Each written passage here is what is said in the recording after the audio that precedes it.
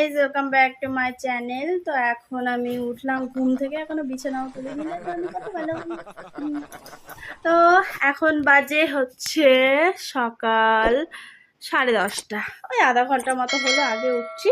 তো আমার মাথায় একটা আইডিয়া এলো, বাইরে এত রোদ গরম দেখে ভাবছি সামনের বছর অনেকেই করেছে ডিম ভাজা।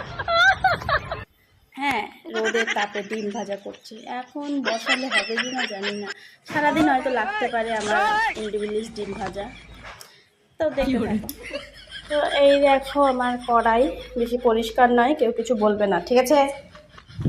তো দেখো ছাদে কি পরিমাণ রোদ উঠেছে। এই যে এখানে কড়াইটা আজকে গরম হোক। এই যে আমার ছেলে দেখো রোদে দৌড়ে দৌড়ে বেড়াচ্ছে। এই যে জল আছে, জলটা মুছে নিয়ে আসলে ভালো হতো। যাই হোক,